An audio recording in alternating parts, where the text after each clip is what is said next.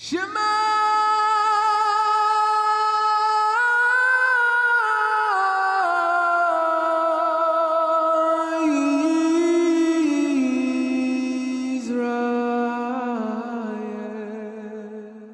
Hope you enjoy this next study. My name's Dee. This is my wife, Millie. So if you like what you see, subscribe and hit the notification bell. And if you wish to reach out to us, you can email us at devotedtoyah@gmail.com.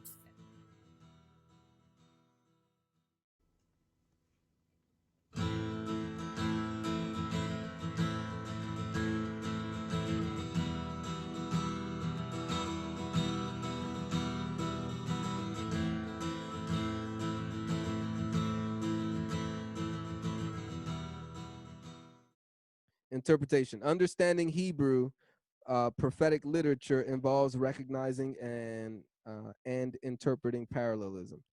The Hebrews used parallelism in poetry and prophecy as a literary technique to emphasize a particular thought. Here is an example. The ox knows its owner, and the donkey its master's crib, but Israel does not know, my people do not consider. In the first part of this verse, both the ox and the donkey intuitively know the objects that they depend on, the owner, the provider, as well as the master's crib, provision. The second part of the verse contrasts the intuition of animals with the behavior of the Israelites. Israel does not know its owner, and even though they are God's people, they do not consider God's provision.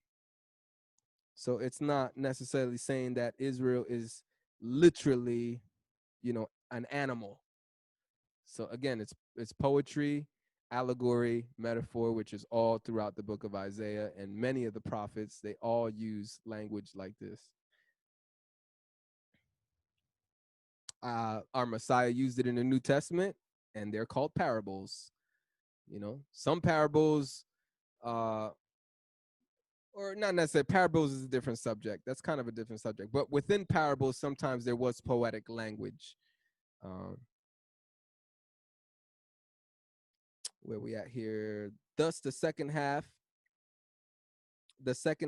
of the verse creates the analogy in parallel with the first half.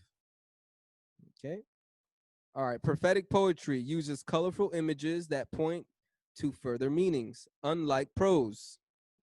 So there's a difference between poetry and prose, which address historical realities more directly. Poetry draws its readers and listeners into spiritual realities with the use of evocative language. Thus, in chapters 42, verse 15 of Isaiah, the images of, quote, mountains and hills represent all sorts of obstacles, both physical and spiritual. Almost like when Yahusha says, if you have faith as a mustard seed, you can move, tell this mountain to move, right? Perhaps Yahusha is using poetic language, talking about you can, not necessarily a physical mountain. Some people preach that. I used to believe that. I'm not gonna lie. I used to believe, I believe it could be done. But I think it would definitely make more sense that it's talking about obstacles, spiritual, and even physical obstacles in our way. Yahusha could do that.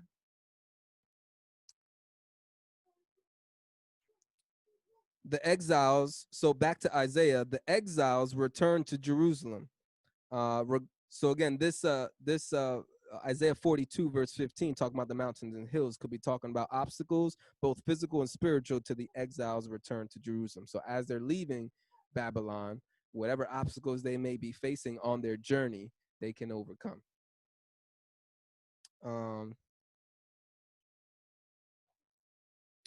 The promise that Yahuwah would dry up these obstacles means that he would eliminate all impediments to the exiles' return, just as he had dried up the Red Sea for the Israelites long before. Similarly, in chapters 41, verse 18 of Isaiah, Yahuwah would open rivers and make the dry land springs of water, means that he would miraculously provide for the returning exiles in the same way he had provided water from a rock in Exodus chapter 17, verses 1 to 6. So it's not that the land that they were going to would have all these springs coming up out of the water. And there's like fountains everywhere coming up from the ground. That's not necessarily what the point of what he's trying to say. It's definitely more spiritual. Another major element in understanding prophetic literature is recognizing that the prophecies themselves and their arrangement often lack chronological perspective or have multiple fulfillments. For example, the same prophecy may speak of both Yahusha's first and second coming, according to Isaiah chapter 63, verses 1 and 2. Likewise, one prophecy may speak both of the virgin birth of Yahusha as well as the birth of Isaiah's son, Pekah's invasion. Okay, so in other words, Isaiah literally had a son that was being born, but those verses could also be talking about Yahusha's birth. So double prophecies.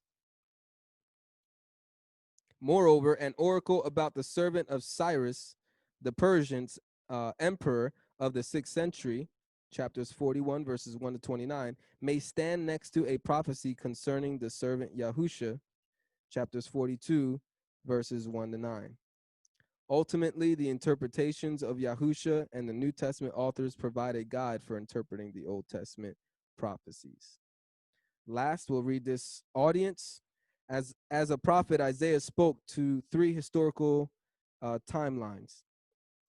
In chapters 1 to 39, he delivered his message of condemnation to the 8th century Israelites, pronouncing judgment on their immoral and idolatrous lifestyles.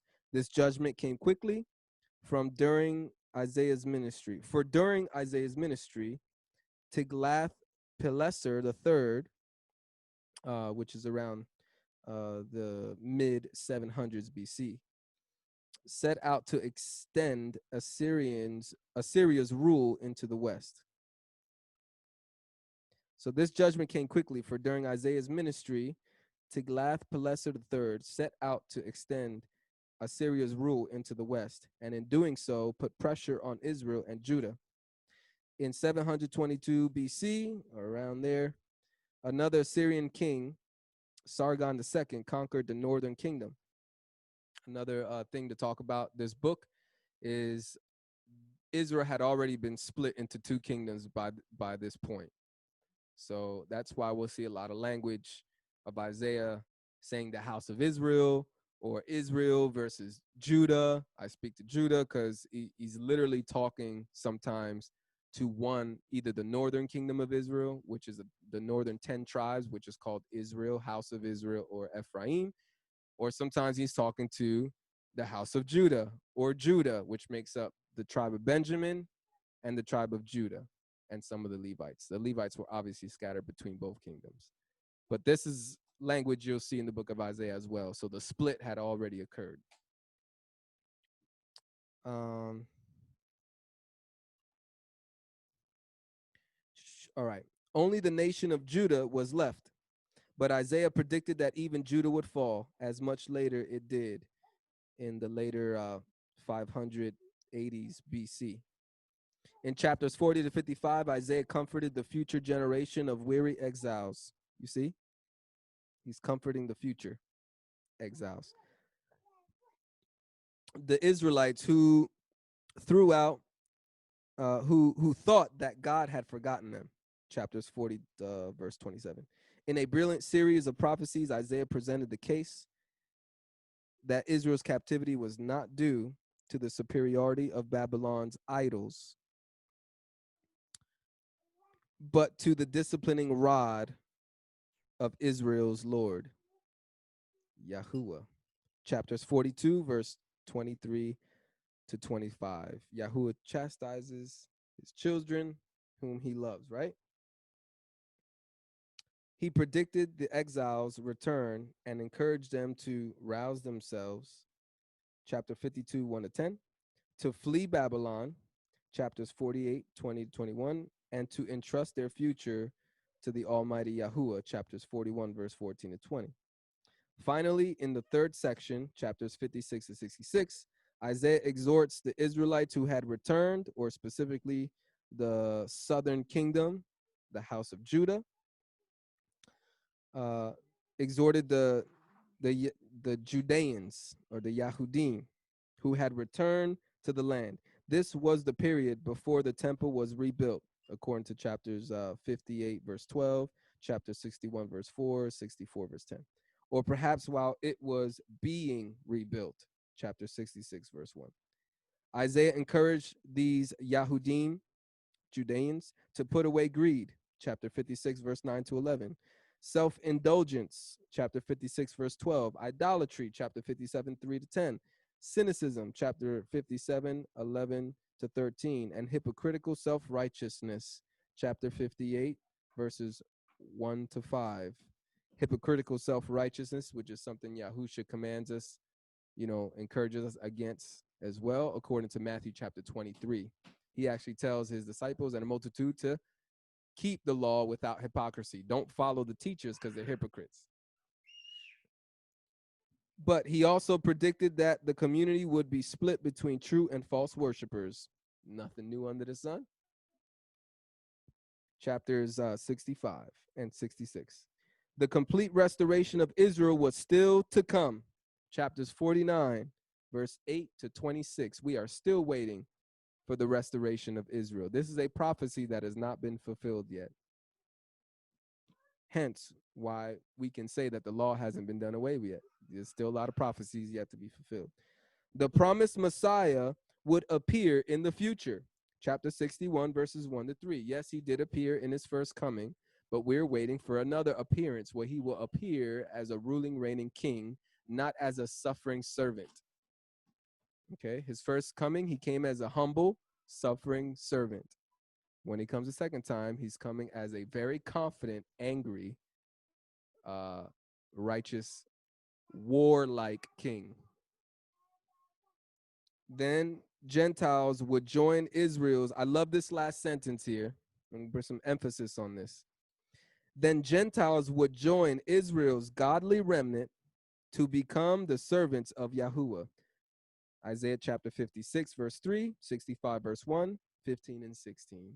I love the inclusion of the Gentiles in joining Israel, and I love how this Christian commentary says that Gentiles will join Israel. And this is the theme in Scripture. This is the theme of the gospel of the New Testament. The gospel of the New Testament is inclusive of the grafting in of Gentiles into the family of God, which is Israel. You cannot deny that narrative with the gospel. So this would be the restored or the renewed nation of Israel, right? Because there's a destruction of the nation of Israel or an exile, then they come back and then they get exiled again. So when Yahusha was on the earth, the Jews or the Yahudim were in the land, okay? But they were on somewhat still under some Roman kind of oppression going on. And it wasn't until after Yahusha died and resurrected, he ascended into heaven, that in about the year 78 AD, the temple was once again destroyed, and it has never been rebuilt since then.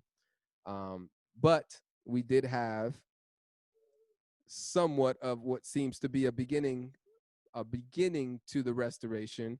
We have some Torah observant people, and I believe some of them may be Israelites who call themselves Jewish. I believe it's possible through prophecy and through mixing and mingling with all the different people of the earth that there are some Israelites who are in the land. At least there is a claim to follow the Torah, the God of the Bible, but there's a denial, still a big part, denying of the Messiah, which is not good, which needs to be fixed over there in Israel, and a true restoration of the law in Israel. Like, for example, they have LGBT parades in Tel Aviv, Israel, and that would never happen under a righteous king of Israel. So we're still waiting for the full restoration of Israel to happen.